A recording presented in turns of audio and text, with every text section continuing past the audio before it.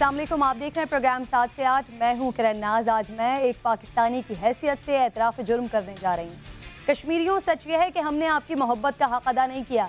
मैं मुजरिम हूँ उस कश्मीर की जहां पाकिस्तान जिंदाबाद के नारे गूंजते हैं।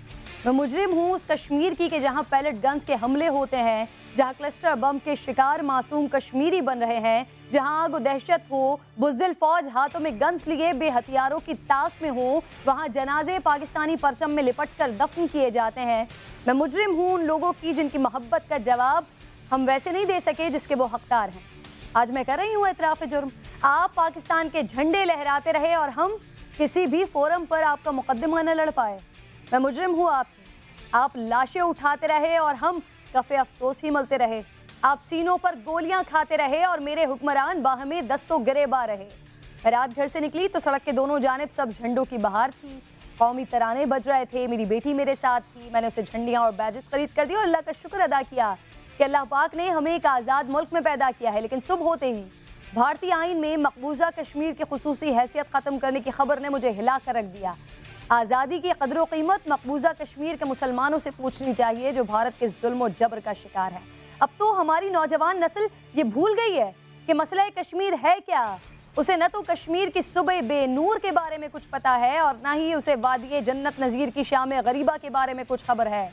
हसीन वादियाँ, बर्फ से ढके पुरहैबत जावेदानी बुलंदो बाला पहाड़, मौतर मौसम, ठंडी ठंडी हवाएं, घने जंगलात, बहते दरिया, शोर मचाते झरने, झाग उड़ाती नदियाँ, तारीख़ी और सकाफ़ती वर्सा, मुनफरिद रिवायात, मुख्तलिफ अनवा के हयातियात और नबातात, कुदरती खूबसूरतियों और मनाजिर से माला माल वादिये कश्मीर के लिए बिल्कुल ठीक कहा जाता है कि अगर ज़मीन में कहीं जन्नत है तो वो कश्मीर है। शायद हमारी नौजवान नस्ल ये जानती हो कि पिछले 70 सालों से ज़मीन पर आखिर हो क्या रहा है। अफजल गुरु से लेकर बुरहान वानी जैसे नौजवान आज़ादी के लिए क्या कर गुजर गए। लेकिन मैं मुजरिम हूँ उस कश्मीर की कि मैं मुजरिम हूँ आपकी कि आप लाशें उठाते रहे। हम उम्मीद में रहे कि शायद ये आहें आलमी बिरादरी तक पहुँच जाएं। शायद बुज़दिल भारत अपने नीचपन से बाज आ जाए। शायद भारत की मीटू मुहिम पर बड़ी हसासियत दिखाने वाली बॉलीवुड को कश्मीरियों के दर्द का एहसास हो जाए। लेकिन नहीं, ये बेहिस, बेज़मीर और इंसानियत के एहसास से आरी कौम कश्मीरियों के दर्द को नहीं समझने वाली। आज जो कुछ हुआ है ये पिछले 70 सालों की किसी भी चढ़ाई से बड़ी चढ़ाई है। ये जो हो रहा है ये क्लस्टर बमों और पैलेट गन से बहुत बढ़कर हो रहा है। ये इंतहा पसंदी की इंतहा है। मोदी, तुम एक छोटी सोच के बड़े मनसब पर बैठे हुए आदमी हो और तुम्हारी सोच की तर्जुमान तुम्हारी पार्लियामेंट, तुम्हारी बुज़दिल फौज और तुम्हारी आवाम का एक बड़ा तबका भी है। लेकिन मोदी, अब यही वाक़यात तुम्हारी बर्बादी लिखेंगे, कश्मीरियों की आज़ादी लिखेंगे और हिंदुस्तान की तबाही लिखेंगे। मैं वादा करती हूँ कश्मीरियों से जिस हद तक हो सका और जो हो सका मैं करूँगी। प्रोग्राम में आज इसी टॉपिक को हम बेस बनाएंगे, तफसीली तौर पर बात करेंगे। पहले आपको हेडलाइंस दिखा देती हूँ।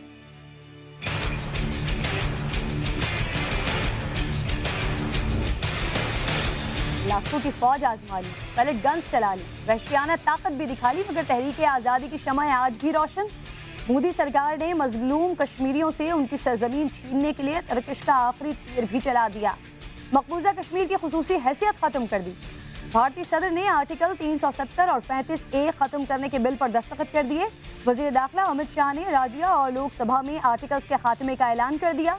सदारती हुक्मनामा जारी कर दिया गया। अपोजिशन की इक़दाम की शदीद मुखालिफत, मुस्लिम रुकन असम्बली ने एहतजाजन कपड़े फाड़ दिए।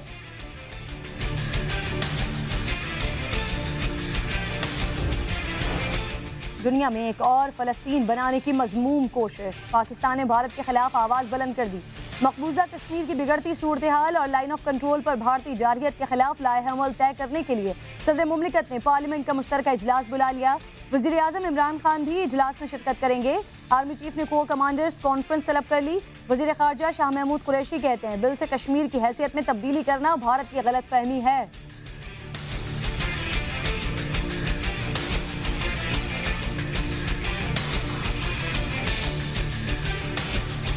भारत को अंदाजा हो गया है कि वो दिलों की और दिमाग की जंग हार चुका है। इस हरकत से भारत ने इस मसले को पहले से ज्यादा संगीन कर दिया है। पाकिस्तान कश्मीरियों के साथ कल भी खड़ा था, आज भी खड़ा है। मसले की कानूनी हैसियत कल भी मुसद्दका थी, आज भी है।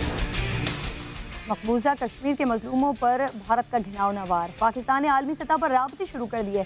वज़ीर आज़म इमरान खान का मलेशियन हम मनसब डॉक्टर महातीर मोहम्मद को टेलीफोन, सूरत हाल से आगाह किया। वज़ीर आज़म ने कहा, मकबूजा कश्मीर की हैसियत की तब्दीली अक़वाम मुत्तहिदा की करारदादों की खुली खिलाफ वर्जी है। भारतीय इक़दामात से दो एटमी ताकतों के ताल्लुकात मज़ीद ख़राब होंगे।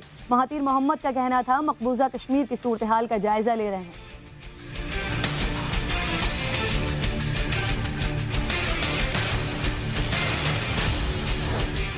मोदी सरकार ने अपना ही आइन कुचल डाला। आर्टिकल 370 और 35A का खात्मा।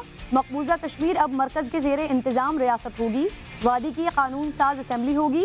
मकबूजा कश्मीर में लेफ्टिनेंट गवर्नर तैनात किया जाएगा। लद्दाख मरकज़ के ज़ेरे इंतज़ाम इलाका होगा। कोई असम्बली नहीं होगी। आर्टिकल के खात्मे से भारतीय शहरियों को कश्मीर में जायदादें बनाने, मुलाजमत और सरमायाकारी की खुली छूट मिल गई। भारतीय आइन में आर्टिकल 370 शेख अब्दुल्ला और जवाहर लाल नेहरू की मुशावरत से शामिल किया गया था। जाली अकाउंट्स केस में मुल्जिमान धड़ाधड़ प्ली बार्गेन की ऑफर करने लगे। मुल्जिम नदीम अल्ताफ की प्ली बार्गेन की दरखास्त चेयरमैन नैब को भिजवा दी गई। नैब ने कार्रवाई का आगाज कर दिया। नदीम अल्ताफ के ज़िम्मे वाजिबुल अदा रकम का तयन किया जाएगा। नदीम अल्ताफ पर हुसैन लवाई को गैर कानूनी माली फवाइद पहुँचाने का इल्ज़ाम है। और महकमा बल्दियात मिला, कुछ नहीं किया। ट्रांसपोर्ट की वजारत मिली तो सिर्फ दावे करते रहे, मगर नासिर हुसैन शाह को एक बार फिर सिंध काबीना का हिस्सा बना दिया गया। सईद गनी से बल्दियात का कलमदान वापस लेकर नासिर हुसैन शाह साहब को थमा दिया गया है।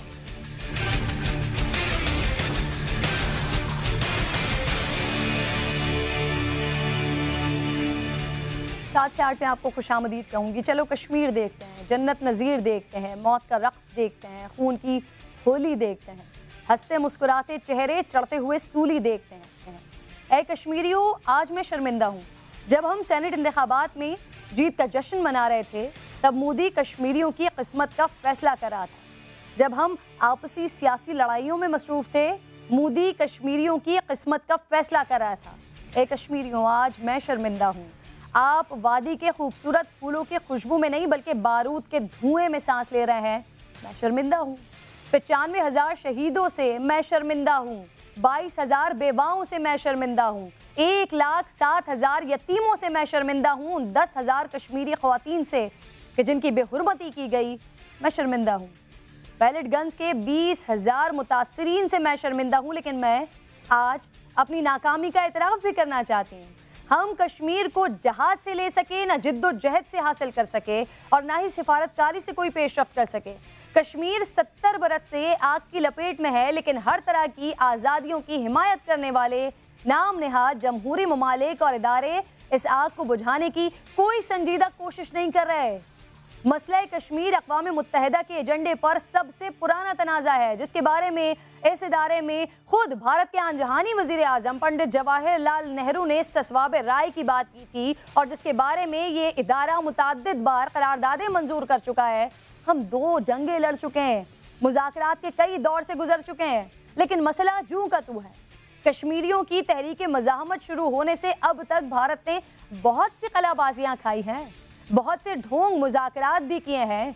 कभी जोहरी धमाकों के ज़रिए पाकिस्तान को और कश्मीरियों को धमकाने, और कभी कश्मीरियों को मुराद देकर साथ मिलाने की कोशिश की गई, लेकिन कश्मीरियों की तहरीक आज़ादी जारी है। मगर सन 2016 जब इंडियन फ़ौज की जानिब से 22 बरस के अलहदगी पसंद बुरहान वानी को जिस बेदर्दी के साथ शहीद किया गया, तो मकबूजा कश्मीर में बड़े पैमाने पर मुजाहिरे फूट पड़े थे। बुरहान वानी के वाक़े के बाद अस्करियत पसंदी की नई मुहिम शुरू हुई थी। सिर्फ साल 2018 में 500 से ज़्यादा लोग लुक़मा अजल बन गए थे इस वादी में, इस जन्नत नज़ीर वादी कश्मीर में।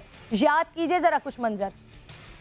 भारत ने एक बार फिर कश्मीरियों के हुकूक़ पर डाका डालने की बड़ी नाकाम सी और बड़ी मजबूम सी कोशिश की है। मोदी सरकार ने मकबूजा कश्मीर में मुसलमानों को अक़लियत में बदलने की जो साजिश रची है, भारत के आइन में मकबूजा कश्मीर की खुसूसी हैसियत को ख़त्म कर दिया गया। आर्टिकल 370 के खात्मे से मुताल्लिक़ सदारती हुक्मनामा जारी किया गया, और इस सदारती हुक्मनामे के बाद मकबूजा जम्मू कश्मीर को आज से भारतीय यूनियन का इलाका तस्वुर किया जाएगा। मकबूजा जम्मू कश्मीर अब रियासत नहीं कहलाएगा। मकबूजा जम्मू कश्मीर की अलहदा से कानून साज असम्बली होगी, जबकि लद्दाख को भारतीय यूनियन का इलाका करार दे दिया गया है। आर्टिकल 370 के तहत मकबूजा कश्मीर से बाहर के लोग वहाँ अपने नाम पर ज़मीन नहीं खरीद सकते, लेकिन अब ये सब कुछ भारत की जानिब से जायज़ करार दे दिया गया है। इस पर गुफ्तगू करने के लिए खालिद अजीम साहब मुझे प्रोग्राम में ज्वाइन कर चुके हैं। इसके साथ साथ दिफाई तज्ज़ियाकार हैं रियाजुद्दीन शेख साहब, वो भी प्रोग्राम में साथ मेरे मौजूद हैं। बहुत बहुत शुक्रिया आप दोनों का। रियाजुद्दीन साहब, सबसे पहले आपसे बात करूँगी सर, मकबूजा कश्मीर में मोदी की ये जो नई शरारत है, इस टाइमिंग्स को आप कैसे देखते हैं? 2 हफ्ते पहले इमरान खान साहब अमेरिका जाते हैं, वहाँ कश्मीर के हवाले से बात होती है, सालिसी के किरदार को अदा करने की बात करते हैं ट्रंप, और मोदी की जानिब से ये दिखाना किस बात की अलामत को जाहिर कर रहा है? करण, ऐसे है कि ये कोई अचानक चीज़ नहीं हुई है। इसकी तैयारी बहुत अरसे से हिंदुस्तान कर रहा था।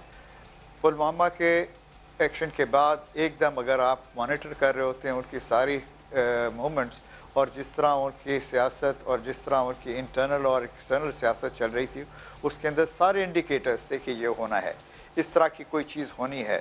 ये खाली हमारी अपना प्राइम मिनिस्टर की विज़िट जो यूनाइटेड स्टेट्स की थी उसके बाद नहीं, ये बहुत उससे पहले ही उन्होंने ये इंतज़ाम किया था। अब हम लोग रिएक्टिव मोड में हैं। हमारे को ये सारी चीज़ें पिछले 5-6 दिन से हम लोग इसका कुछ कॉग्निज़ ले रहे थे, इसका हम लोग देख रहे थे कुछ हो रहा है कि वहाँ पे 10,000 ट्रूप्स जा रहे हैं, तो कुछ ना कुछ वहाँ पे होना है। मगर उससे पहले ही इतनी सारी इंडिकेशंस थी जिसको हमें देखना चाहिए था। उन लोगों ने बहुत सारी इसके ऊपर पहले ही सोच विचार करके फिर ये एक्शन किया है। ये लोग इतने सारे 10,000 जमा करके जो भेजे हैं, ये एकदम तो नहीं हो गए, पिछले 10 दिनों में 8 दिनों में तो नहीं हुए हैं, ये पिछले काफ़ी महीनों से उन्होंने तैयारी की है। उसके बाद उन्होंने ये भेजना शुरू किया। इसी तरह जब उन्होंने एक्सट्रैक्ट करना शुरू किया, सारी उन लोगों की एक सोची समझी एक गेम प्लान के मुताबिक चल रहे हैं। वो हमारे को एक रिएक्टिव मोड में डाल दिया है। मगर अभी भी ऐसा है कि हमारे पास टाइम है, जो चीज़ें हैं जो हम लोग कर सकते हैं और जो हमें करने चाहिए। और पहली चीज़ जो है वो हमारे को अपनी सियासत फॉरेन पॉलिसी के अंदर वो सारे जितने भी हमारे दोस्त हैं उन सब के पास हमारे को ज़रूर ये कहना है और उनसे ये कोशिश हो हमारी ये हो कि वो इस इंडियन एक्शन के अगेंस्ट ज़रूर बोलें। चाइना है, रशिया है, यूरोपियन यूनियन है, उसमें ब्रिटेन है, जर्मनी है, फ्रांस है, इसी तरह यूनाइटेड स्टेट्स बहुत इम्पोर्टेंट रोल प्ले कर सकते हैं, यूनाइटेड सिक्योरिटी काउंसिल है, उनको हमारे को सब इनको चैनलाइज करना पड़ेगा, इनको मोबिलाइज करना पड़ेगा, इनको कन्विंस करना पड़ेगा कि ये जो हो रहा है इसकी बहुत बहुत ख़तरनाक आउटकम्स होंगी, ख़ास करके हमारे ख़त्ते में, हमारे रीजन में।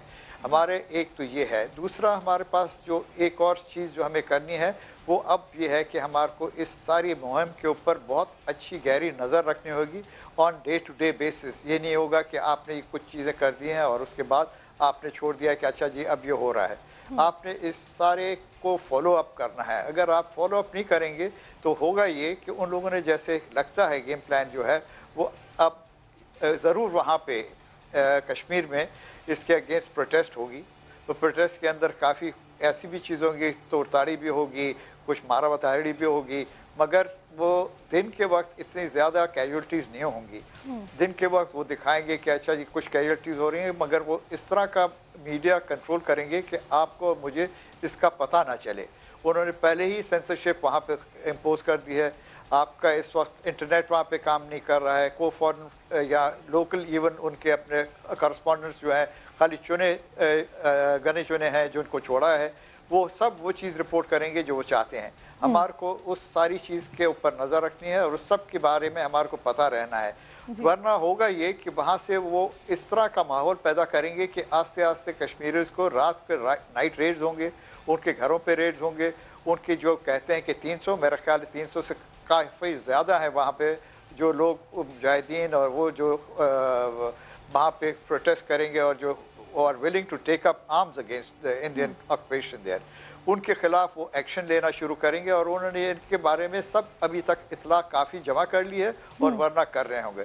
और आस्ते आस्ते रियाज साहब, दो इम्पोर्टेंट आपने बातें की हैं। आपने कहा कि ये अभी नहीं हुआ है, ये नया नहीं है, ये काफ़ी दिनों की प्लानिंग है जिसके बाद इसे एग्जीक्यूट किया गया है। तो खालिद साहब, एक तो सवाल ये आपकी जानिब में लेकर आऊँगी कि ये क्यों प्लानिंग और इतनी बड़ी प्लानिंग हो रही थी, क्यों हो रही थी, इसकी वजह बताइएगा। और साथ साथ जैसा कि रियाज साहब कह रहे हैं कि हमें नज़र रखनी पड़ेगी, गो कि सेंसरशिप बहुत ज़्यादा होगी लेकिन फिर भी नज़र रखनी पड़ेगी, तो ये आलमी बिरादरी अंधी हो गई है क्या? पिछले 70 सालों से अंधी है, अभी भी अंधी हो गई है क्या खालिद साहब?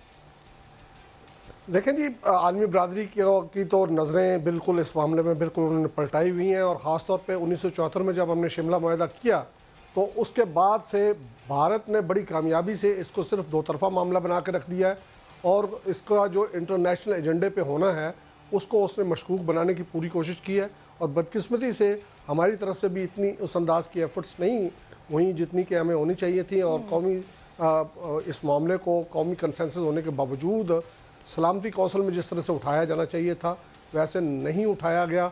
ये हमारी एक वीकनेस है जिसका आज हमें ये खमियाजा भुगतना पड़ रहा है।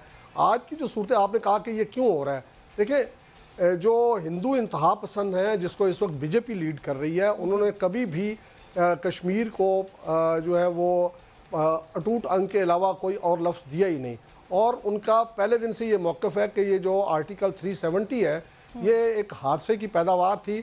1952 का जो शेख अब्दुल्ला और जवाहरलाल नेहरू का दिल्ली पैक्ट है उसके तहत ये हुआ था, इसको हम मानते ही नहीं हैं।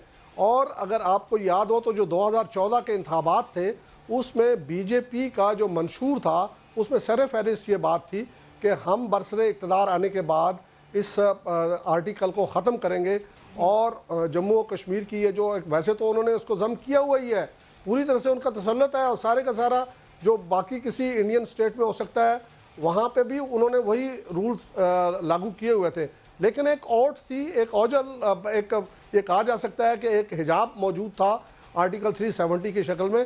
तो बीजेपी ने ये वादा किया था कि हम इसको ख़त्म करेंगे, लेकिन इस दौरान चूँकि कुछ लिटिगेशन चलती रही और ख़ुद इंडिया की जो सुप्रीम कोर्ट है उसने 3 अप्रैल 2018 को ये फैसला दिया था और ये कहा था कि 370 आर्टिकल जो है वो एक मुस्तकिल हैसियत इख्तियार कर चुका है, और उसको अब आइन से इसलिए नहीं निकाला जा सकता कि उसको निकालने के लिए जम्मू एंड कश्मीर में दस्तूर साज असम्बली का वजूद ज़रूरी है, और दस्तूर साज असम्बली जो है वो 1957 में ख़त्म हो चुकी थी। लिहाजा जब दस्तूर साज असम्बली नहीं है तो आर्टिकल 370 को ख़त्म नहीं किया जा सकता। ये मैं नहीं कह रहा हूँ, ये सुप्रीम कोर्ट ऑफ इंडिया का फैसला है। उससे पहले उसने स्टेट बैंक के केस में दिया, फिर बाद में एक खातून ने इसको चैलेंज किया था तो उसमें भी उन्होंने यही फैसला दिया हुआ है। आज जो उन्होंने ये किया है, उन्होंने आईनी तरमीम तो नहीं की, आर्टिकल 370 को ख़त्म तो नहीं किया, लेकिन उसका जो सब आर्टिकल 3 है उसको इस्तेमाल करते हुए उसकी रूह ख़त्म कर दी है, मुकम्मल तौर पे उसको कत्ल कर दिया गया है। और वो आर्टिकल अब होने के बावजूद उसकी जो रूह थी वो अब बाकी नहीं है, और जो उसका स्पेशल स्टेटस था वो उन्होंने ख़त्म कर दिया। लेकिन कश्मीरी इसके बारे में क्या सोचते हैं, ये किरण आप इससे अंदाज़ा लगा सकती हैं कि आज वज़ीर आज़म आज़ाद कश्मीर राजा फारूक हैदर ने जो प्रेस कॉन्फ्रेंस की है, उन्होंने कहा कि हम तो सिरे से इंडिया की कॉन्स्टिट्यूशन को ही नहीं मानते हैं, आर्टिकल 370 रखें ना रखें हमें उससे कोई गर्ज नहीं। और ये सोच यही नहीं है, यही सोच जो है वो मकबूजा कश्मीर में भी है। इसी वजह से वहाँ उनको बीफ अप करनी पड़ी अपनी सिक्योरिटी, और वहाँ इजाफी नफरी लगानी पड़ी, क्योंकि अब कश्मीरी उसका शदीद एहतियात करेंगे। सिक्योरिटी को बीफ अप किया क्यों गया है? क्या फ़लस्तीन में जो कुछ हुआ है, जो कुछ फ़लस्तीन में इसराइल ने किया है, वो भारत कश्मीर में करने जा रहा है या कर रहा है? खालिद साहब जी बिल्कुल, वो उसी अंदाज में होगा। बड़ा शदीद रिएक्शन जो है वो कश्मीरी उस पर दिखाएंगे। और देखें वहाँ पे उनकी जो अपनी इत्तेहादी PDP, महबूबा मुफ्ती की जो पार्टी है वो बीजेपी की अदरवाइज इत्तेहादी है, लेकिन इस मामले पे उन्होंने वो सारा सिलसिला ख़त्म किया हुआ है। यही वजह है, पहले वहाँ गवर्नर राज लगा, फिर उसके बाद वहाँ पे सदर राज लगा दिया गया है, और वहाँ पे बहुत मुश्किल है उनके लिए हालात पे इस अंदाज में काबू पाना। और आपने बिल्कुल सही निशानदेही की है कि जो फ़लस्तीन में जिस अंदाज में गलबा इसराइल हासिल करना चाहता है, बिल्कुल वो अंदाज वो यहाँ पे भारत करना चाह रहा है, लेकिन भारत को उस मामले में मुँह की खाना होगी। इसी वजह से मैंने कहा कि वो जो वहाँ पे बीफ अप की गई सिक्योरिटी, आज अभी एमनेस्टी इंटरनेशनल का जो इस मामले में कमेंट आया है, जो मैसेज आया है, वो ये है कि हमें ख़दशा है कि वहाँ पे अब ह्यूमन राइट्स वायलेशन के वाक़यात जो हैं उनमें इजाफा होगा, और उसकी वजह ये है कि इस कानून को कोई मानने के लिए तैयार नहीं होगा, इस चेंज को कोई मानने के लिए तैयार नहीं होगा। और इसमें जो सबसे बड़ा नुकसान है वो ये है कि इसके तहत 35A को ख़त्म कर दिया गया है, जिसमें परमानेंट रेजिडेंट यानी जो रियासत का मुस्तकिल बाशिंदा है उसके कवानीन को तय करना कश्मीर की जो लेजिस्लेटिव असम्बली है उसका इख्तियार था। अब वो इख्तियार ख़त्म हो गया है। अब इंडिया उसके लिए कानून साजी करेगा। वहाँ पे बहुत से और लोग जो हैं जो गैर रियासती हैं उनको वहाँ जायदादें खरीदने का, कारोबार करने का जो है वो इख्तियार दे दिया जाएगा और उसके नतीजे में वो मकसद हासिल किया जाएगा। अक्सरियत को अक़लियत में बदलने की मजमून कोशिश की जा रही है ना सर। 68% मुसलमान जिस इलाके में मौजूद हों, यही सवाल मैं आपकी जानिब लेकर आऊंगी सर। इसराइल बनाने की कोशिश, फ़लस्तीन बनाने की कोशिश की जा रही है कश्मीर को। रियाज साहब। किरण, मैं थोड़ा सा और इसी मौजू पे थोड़ा सा वजाहत करता चलूँ कि ये क्यों किया गया है। अगर आपने मोदी का सारी इलेक्शन कैंपेन सुनी हो तो सारी कैंपेन में वो ये कहते आए हैं, और ख़ास करके पुलवामा के इंसिडेंट के बाद जब उनकी कैंपेन चली है उसमें उन्होंने कहा कि हम लोगों ने इसको ख़त्म करना है, कश्मीर का सलूशन लाना है और 370 को ख़त्म करेंगे, आर्टिकल 370। हालांकि सुप्रीम कोर्ट का जैसे बता रहे थे खालिद, वो बिल्कुल सही है कि उन्होंने इस पर डिसीजन दिया हुआ है, मगर उन्होंने उसके ऊपर एक दूसरी राय कायम की है। उन्होंने कहा कि ये जो है ये आपने कहा है इसका मतलब है अगर असेंबली नहीं है वहाँ पे, इसका मतलब है वो एग्जिस्ट ही नहीं करता है। 370 अभी एग्जिस्ट ही नहीं करता है इन दैट वे। मगर हमारे पास अब उन्होंने इसीलिए एक उनका 3/4 आ गई है मेजॉरिटी असेंबलीज में, दोनों लोकसभा और लोअर हाउस में। अब उसका ये है कि they can push through such kind of bills. हमारे को खाली ये एक उनका तो लोकल कॉन्स्टिट्यूशनल एक इशू है और एक इंटरनेशनल इसकी पहलू है। इसका इंटरनेशनल पहलू ये है कि इट इज़ नॉट समथिंग कि हम लोगों के दो कंट्रीज़ के दरमियान ये हुआ है, ये यूनाइटेड नेशन सिक्योरिटी काउंसिल का एक रेजोल्यूशन है। उसको हमारे को बहुत अच्छी तरह से देखना होगा और उसको समझना होगा क्या हम लोग इस केस को इंटरनेशनल कोर्ट ऑफ जस्टिस में लेके जा सकते हैं, क्या हमारे पास ऐसे मवाद और एविडेंस और बिल्कुल। रियाज साहब, आपको याद होगा पिछले दिनों एक समिट में ये बात जब मानी गई, ये बात जब हुई कि कश्मीर भारत के ज़ेर तसल्लुत है, तो बड़े हम एक्साइटेड हो गए, बड़े हम खुश हो गए कि अब हमारे पास ये मौका है, कि मार्जिन है कि इस केस को, कश्मीर के इशू को हम बड़े प्लेटफॉर्म्स पे उठाएं और इस पर लगकर काम करें। लेकिन अब इतना बड़ा फैसला कश्मीरियों के लिए हो गया, भारत की जानिब से इतना बड़ा फैसला कर लिया गया और हम अब तक यहीं पर रुके हुए हैं कि हमने कुछ करना है इसके लिए। अब बताएं हमारे पास फौरी तौर पर करने के लिए क्या है, कैसे कश्मीरियों के लिए कुछ कर सकता है पाकिस्तान? जैसे मैं कह रहा था कि हमारे पास इसके अंदर काफ़ी सब अब तो कुछ चीज़ें तो रिएक्टिव हो गई हैं, मगर प्रोएक्टिवली हमारे को जो करना है वो तो ये चीज़ें हैं। जैसे हमारे को देखना है कि किस तरह इसको इंटरनेशनलाइज किया जाए फिर से, और इसको किस तरह हमारे लीगली फॉलो अप किया जाए। दूसरा हमारा ये है कि इसके ऊपर ये पहले बात कर रहे थे क्या it will be created another Palestinians की तरह कर रहे हैं, बिल्कुल वो उसी तरह उनकी कोशिश यही होगी और उनका नतीजा ये होगा कि हमारे पास बहुत सारे रेफ्यूजीज आने शुरू हो जाएंगे कश्मीर में से। वो कोशिश करेंगे कि किसी न किसी तरह इनको पुश किया जाए, इनको बॉर्डर एरियाज़ में ले जाया जाए और उसके बॉर्डर एरिया के बाद इनको पाकिस्तान के अंदर पुश किया जाए। उनकी स्ट्रैटेजी मुझे लगता है कि ये होगी। उसके अगेंस्ट हमारे को प्रोएक्टिवली देखना होगा कि किस तरह उनकी ये स्ट्रैटेजी कामयाब ना हो। वो हमारा ही खाली नहीं होगा बल्कि कश्मीरियों को ख़ुद को ये एहसास होना चाहिए, अगर वहाँ पे ये ख़त्म कर दिया गया है रूल के अब वहाँ पे कोई भी जाके हिंदुस्तान में से प्रॉपर्टी ले सकता है कश्मीर में जो पहले उनको राइट नहीं था, उसका क्या किस तरह रद्द बदल होगा, क्या कश्मीरीज उसको खुद रेजिस्ट करेंगे, क्या उनको इस तरह की है आदत या इस तरह की चीज़ है कि वो रेजिस्ट करें। अगर रेजिस्ट करेंगे तो फिर ये हो सकेगा, वरना ये होगा कि कुछ सालों में काफ़ी सारी प्रॉपर्टी जैसे गाज़ा के अंदर, जैसे ऑक्यूपाइड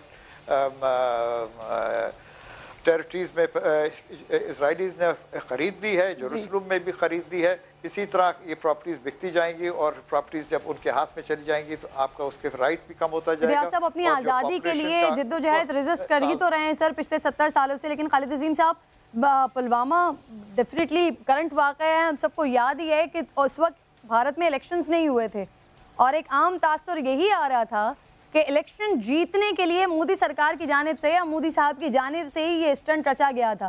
तो सर जो शख्स, जो मुल्क का वज़ीर आज़म अपनी फ़ौज को अगला इलेक्शन जीतने के लिए मरवा सकता है, तो जिस तरह के वाक़यात अभी जो मईशत का इंडिया में हाल हो रहा है, आज इवन जब ये सामने आया 400 पॉइंट्स जब गिर गए, ये सारे मामलात को ढाकने छुपाने के लिए तो ये कश्मीर कार्ड नहीं खेला जा रहा एक बार फिर मोदी सरकार की जानिब से, लोकसभा की जानिब से, उनकी पार्लियामेंट की जानिब से? किरण, मैं आपको याद दिला दूं कि ये पाकिस्तान की तरफ से नहीं बल्कि भारत के अंदर उठने वाले सवालात थे जिन्होंने इस चीज़ को इस्टेब्लिश किया था कि ये सारे का सारा पुलवामा का जो ड्रामा है वो मोदी हुकूमत ने खुद रचाया है। और उन्होंने ऐसे सवालात उठाए थे जिनका मोदी हुकूमत के पास और उनकी फौज के पास कोई जवाब नहीं था, और जिससे ये लग रहा था कि खुद वहाँ पे ये प्लान किया गया है। और अल्टीमेट गोल क्या था? पाकिस्तान के खिलाफ जारहियत करना। वो उन्होंने करके देख ली, लेकिन उसका जवाब जब पाकिस्तान ने दिया तो फिर उनको मुंह की खाना पड़ी और उसके बाद वो खामोश होकर बैठे। जब उनका तैयारा यहाँ पे गिराया गया, उनका पायलट कब्जे में लिया गया और बाद में वो पायलट जो है वो पाकिस्तान ने वापस करके उसको ये कहा जा सकता है कि एक हमने पीस ऑफेंसिव लॉन्च किया इस जरिए से कि उसको हमने ये किया। पर्पज़ उस वक्त भी यही था कि पाकिस्तान के खिलाफ महदूद जंग छेड़ के या पाकिस्तान के ऊपर जो सर्जिकल स्ट्राइक है वो करके ये साबित किया जाए कि ये वो शख्सियत है मोदी जो पाकिस्तान को टफ टाइम दे सकता है। पाकिस्तान को कश्मीर के हवाले से जो उसका देरीना मौक़िफ़ है, वो जो कश्मीरियों की इखलाकी, सियासी और सफारती हिमायत करता चला आ रहा है, उससे बाज रखने के लिए ये एक तरीक़ाकार इख्तियार किया जा सकता है। वो उनका एक इलेक्शन स्टंट था, खुशकिस्मती उनकी के उसके नतीजे में वो उनको वहाँ पे अब एक भारी अक्सरियत मिल भी गई है और एक तवील अरसे के बाद बीजेपी एक ऐसी पार्टी के तौर पे सामने आई है जिसको अपनी वाज़े अक्सरियत मौजूद है। बिल्कुल बिल्कुल खालिद साहब, इसी वजह से ये जो आज का शोशा है ये इसी बात की तो अलामत है। सर रियाज साहब, अब आप ये बताइएगा कि इस वक्त पाकिस्तान का किरदार आपको सही समत में जाता हुआ दिखाई दे रहा है? वज़ारत ख़ारजा का किरदार, वज़ीर आज़म का किरदार, पाकिस्तान इस वक्त सही डायरेक्शन में है सर कश्मीर के मामले पर? देखिएगा, एक तो हमें सब जितने रूलिंग और अपोजिशन पार्टीज़ है सबको एक पेज पे होना पड़ेगा। सब एक ही तरीके से सोच के बोलें कि इस मौजू पे कोई हमारे अंदर डिवीज़न ना हो। और दूसरी चीज़, कुछ लोग अभी भी ये कहते हैं कि क्या कश्मीर का मसला हमारे लिए अहम है या नहीं है। इस चीज़ के लिए भी एक बिल्कुल वाज़ाहत के साथ हमारी पॉलिसी होनी चाहिए, समझना चाहिए, और इसके लिए डिबेट्स और मीडिया का काफ़ी सारा रोल प्ले कर सकता है। बताए दुनिया को और लोगों को कि क्यों कश्मीर पाकिस्तान के लिए अहम है। वो हमारा बेस्ट स्टेशन है जहाँ से आपको सारा पानी आता है, और वहाँ पे अगर आपने कश्मीर और कश्मीरीज़ को छोड़ा तो कल बाकी भी सारे मुल्क के अंदर ऐसी ही चीज़ हो सकती है जिस तरह वो इस वक्त कोशिश कर रहे हैं। तो Kashmir is a test case हमारे लिए। हम लोग ये नहीं कह सकते कि ये हमारा प्रॉब्लम नहीं है, बिल्कुल हमारा प्रॉब्लम है, हमारी चीज़ें, और हमारे को उनकी मदद करनी ज़रूरी पड़ेगी। इसके लिए हमारे को कोई दो ख्याल और दो चीज़ें नहीं होनी चाहिए। अब हमारे को क्या करना है, जैसे कि आप देखिएगा इंडिया में अभी उन्होंने किसको अपॉइंट किया एज होम मिनिस्टर उन्होंने अमित शाह को। अमित शाह का क्या और अमित शाह का क्या क्रेडेंशियल्स क्या हैं? ये वो हैं जिनको 2010 में अरेस्ट किया गया था। वहाँ पे एक है सदरुद्दीन और उनकी बीवी जो थी कौसर, उनके मर्डर के चार्जेस पे, क्योंकि ये एक डॉन थे अपनी जगह पे। जो मार्बल इंडस्ट्री जो है वहाँ पे थी गुजरात में, वहीं पे उन्होंने वहाँ पे उनके साथ कुछ अनबन हुई थी और उसके सिलसिले में उन्होंने उनको मरवा दिया था। और उनके पास CBI के पास इतना एविडेंस था कि उन्होंने अरेस्ट किया था। ये इस किस्म के लोग हैं, उन्होंने इस किस्म के लोगों को वहाँ पे लिखा हुआ है। ये दो लोग हैं वहाँ पे जो ख़ास करके इस सारे मुहिम को चला रहे हैं, वो अमित और अजीत डोवल, ये दोनों मिलके इस सारे मुहिम को चलाएंगे। अगर उन्होंने अपने गुरु लगाए हैं इसके लिए, हमारे को अपनी अच्छी टीम फॉरवर्ड करनी होगी इसको काउंटर करने के लिए।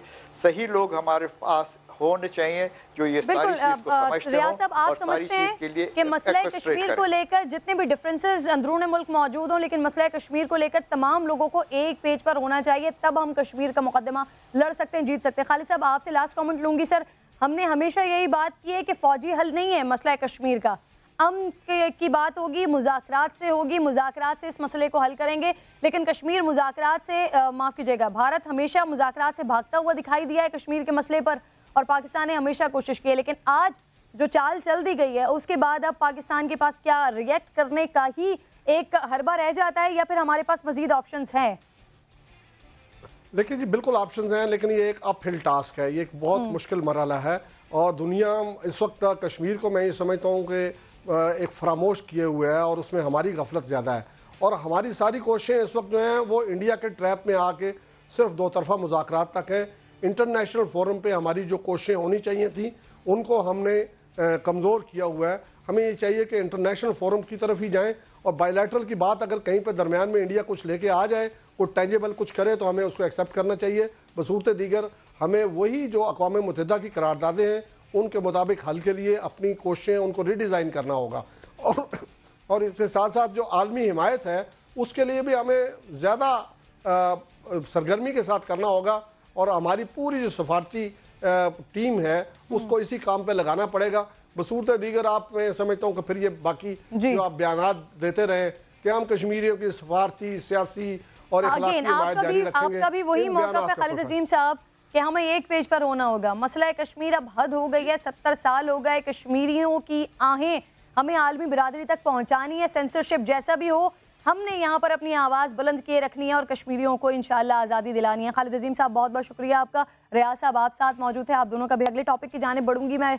आज एक और मामला वो सिंध में हुआ है जनाब, तारीख़ पे तारीख़, तारीख़ पे तारीख़। ये है एक ऐसे सूबाई वज़ीर की रिकॉर्ड तोड़ तारीख़ जिनको अगर मैं सिंध सरकार का लाडला कहूँ तो मैं बिल्कुल गलत नहीं हूँ। वह एक वक्त कई कलमदान रखने वाले वज़ीर आला सिंध के दस्तेराज, मैं बात कर रही हूँ नासिर हुसैन शाह साहब की, जिन्होंने 1 जुलाई को इस्तीफ़ा दिया और आज 5 अगस्त को उन्हें एक बार फिर वजारत का ताज पहना दिया गया। और वजारत भी ऐसी है जो सिंध हुकूमत के गले की ऐसी हड्डी बनी हुई है जो ना निगले जा रही है और ना उगले जा रही है।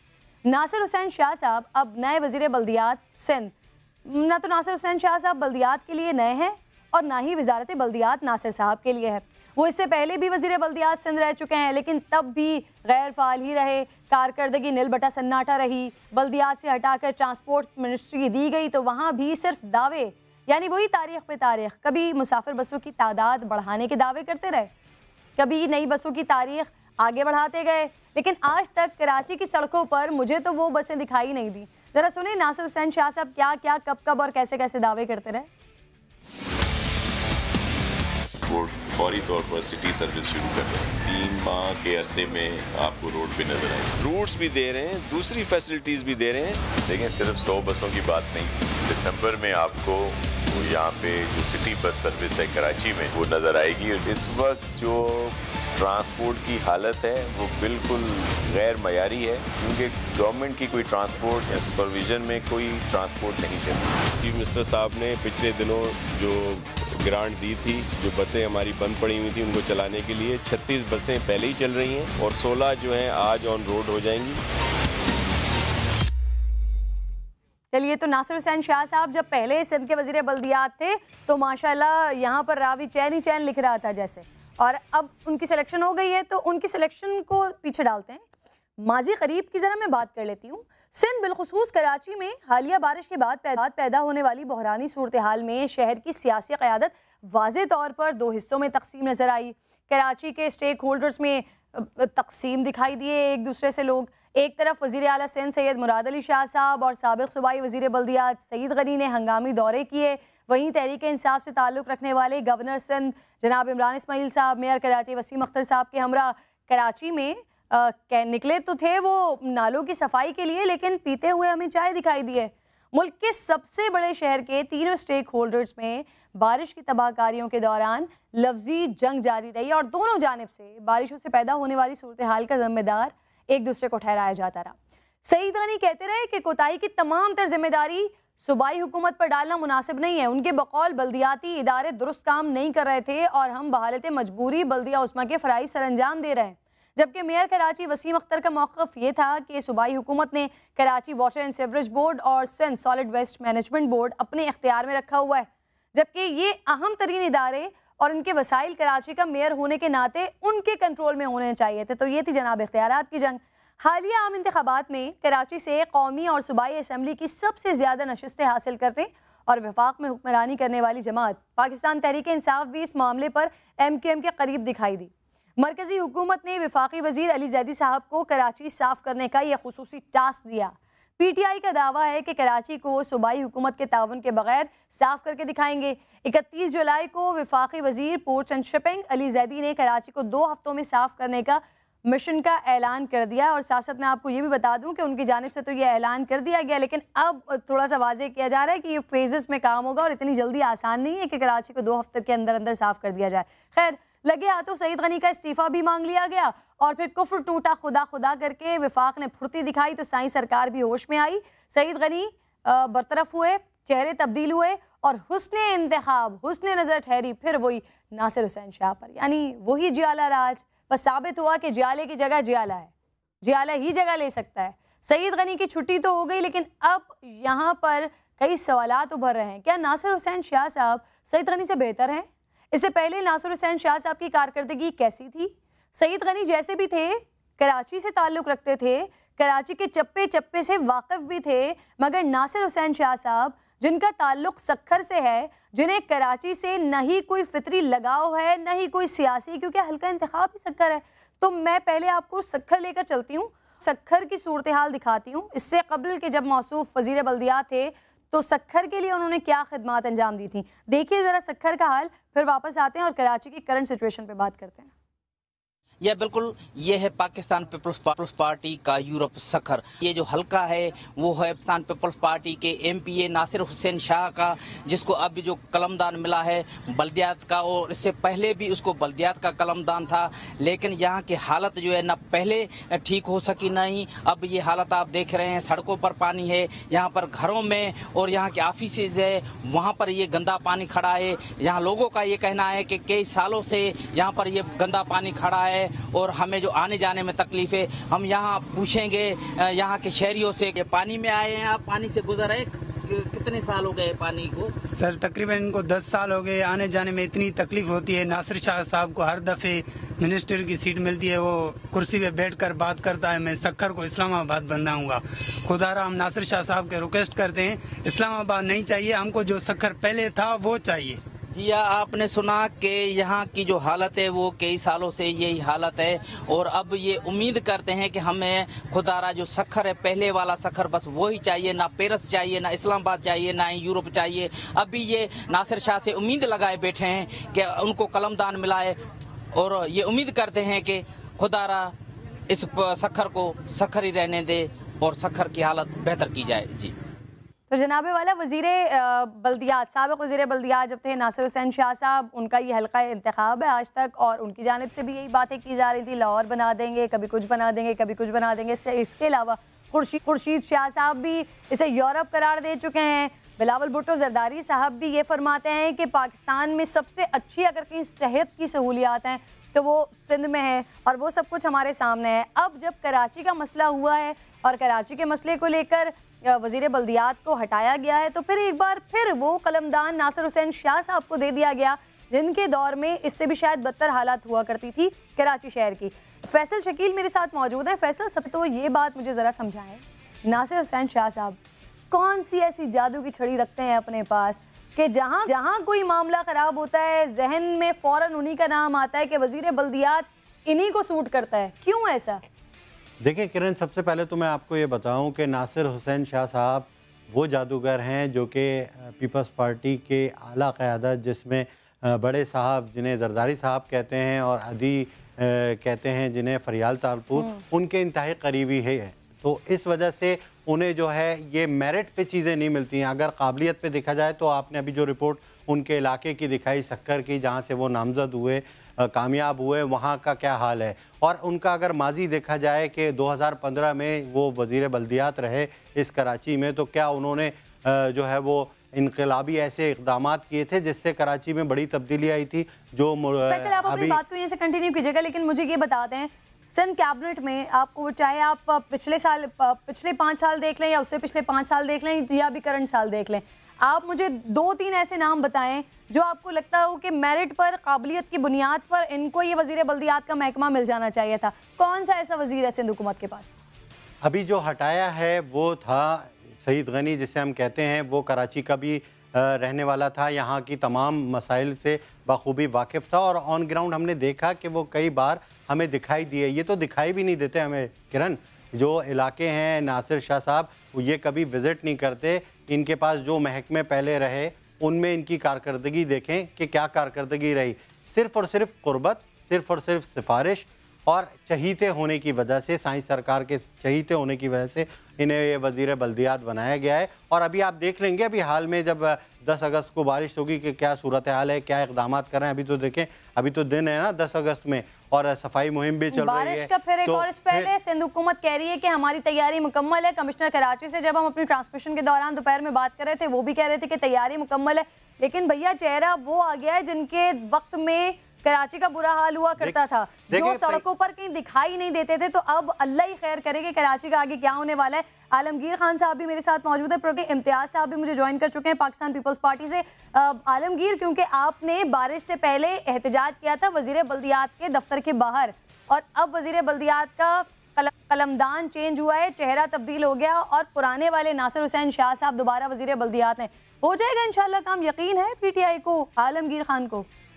पहले तो मैं कराची वालों को मुबारक देता हूं कि ये जो सईद गनी साहब थे ये अपने ओहदे से हट गए और मुबारकबाद इस चीज़ की कि कराची जिस हाल में पहुंचा, और ये सिर्फ सईद गनी भी नहीं बल्कि पिछली 3 हुकूमतें पीपल्स पार्टी की थी, इदारे, वसाइल, फंड सब इनके पास थे, तो ये काम नहीं हो रहा। और फिर जब शहरी सवाल करते, फिक्सेड सवाल करती इनसे, तो बजाय जवाब देने के उन पर तशद्दुद किया जाता, उनको अरेस्ट किया जाता, पुलिस इस्तेमाल होती, मुकदमे बनाए जाते। तो ये मुबारकबाद के ये हटे, अब नासिर शाह साहब आए।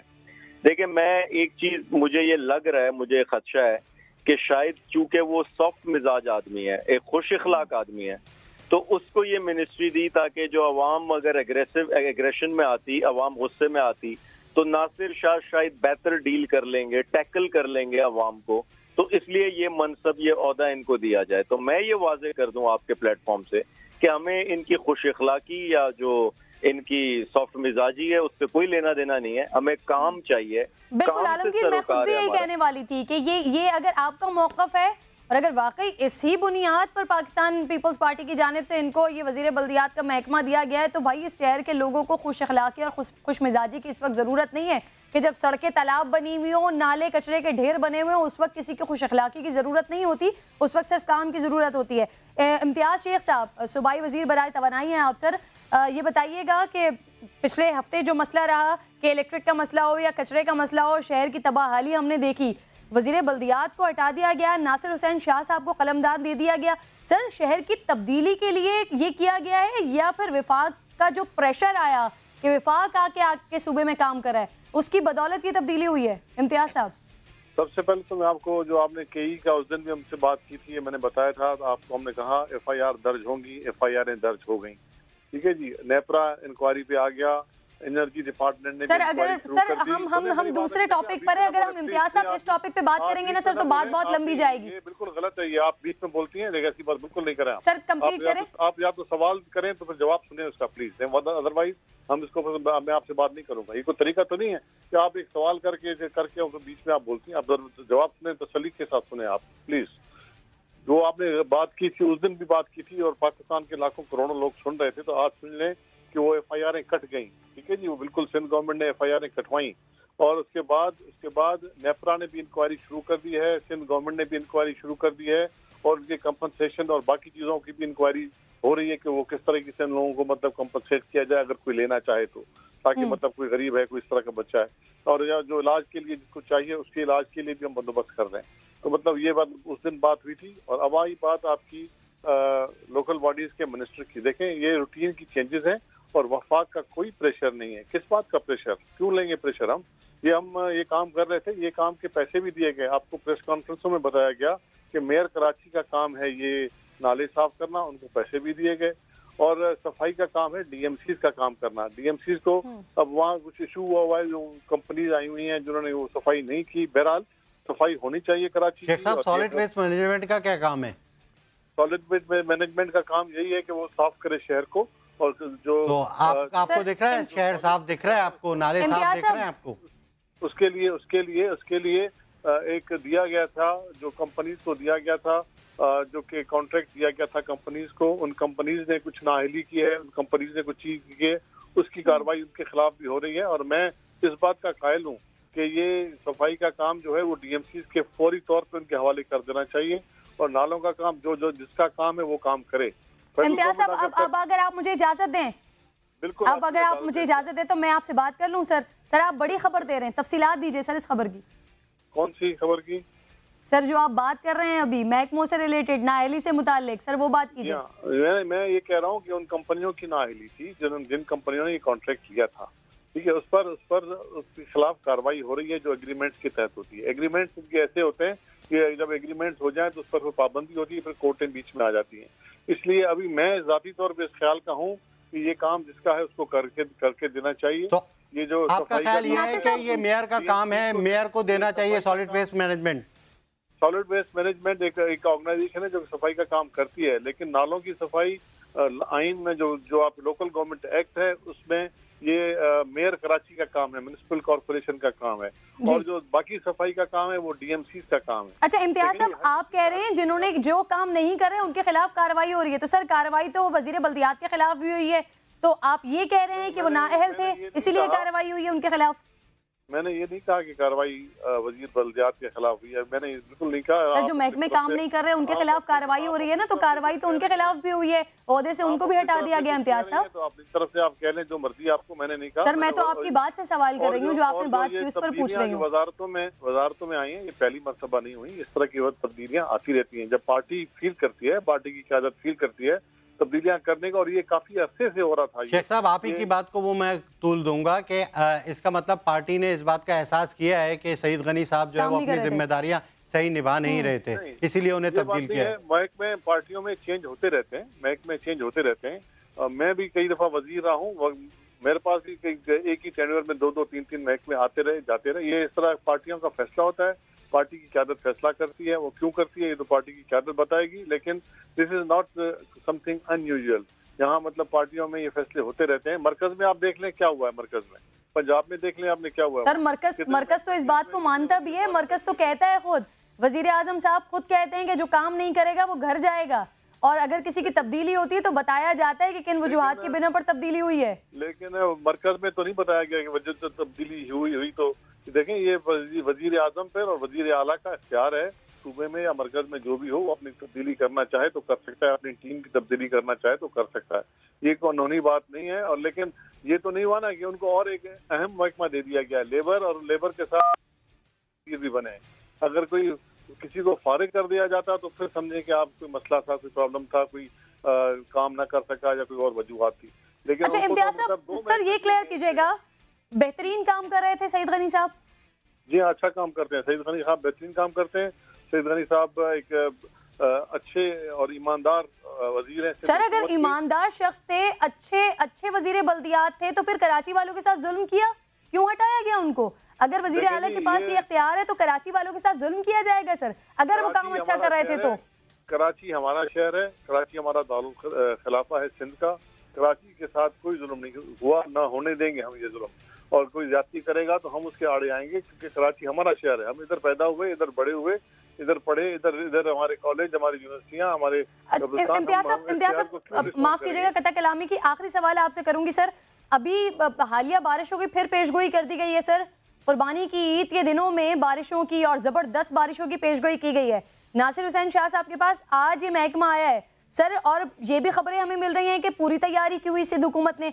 सर वजीर बल्दियात, एक हफ्ते के बाद बारिश सर पे खड़ी हुई है, पूरी तैयारी आप लोगों की है क्या? शहर का हाल हम यही वाला देखेंगे जो इससे पहले भी सिंध हुकूमत की भरपूर तैयारी थी?